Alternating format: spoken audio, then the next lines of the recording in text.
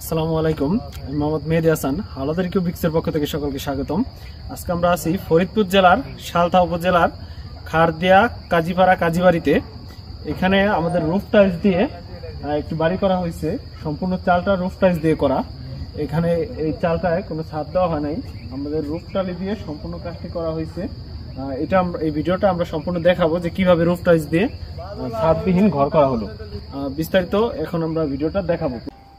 আমরা এখন চালের উপরে আছি, চালের কাজ প্রায় শেষ, এখন শুধু ফিনিশিং এর কাজ বাকি। অনেকেরই প্রশ্ন থাকে এই রুফটার্সের চালগুলো কিরকম মজবুত সেটার বিষয়ে। দেখেন এখানে কাজ চলতেছে, সবাই এটার উপরে উঠে কাজ করতেছে এবং আমরা ভিডিও করতেছি, হাঁটতেছি। এগুলো অনেক মজবুত, না হলে এইভাবে হাঁটা যেত না। নিচে কিন্তু অ্যাঙ্গেল দিয়ে ট্রাস করা, তার উপরে রুফটার্সগুলো বসানো হয়েছে।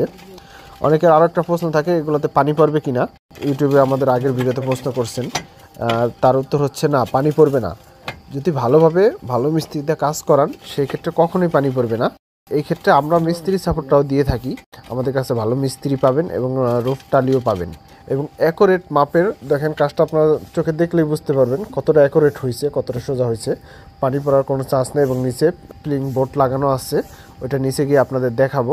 আজকে সন্ধ্যা হয়ে গেছে তাই ভালোভাবে দেখাতে পারলাম না। সর্বশেষ দিন যেদিন আমাদের ব্লক দিয়ে বাউন্ডারি কাজ করবে এবং আরও একদিন আমরা আসবো, ওই দিন আপনাদের ভালোভাবে দেখাবো।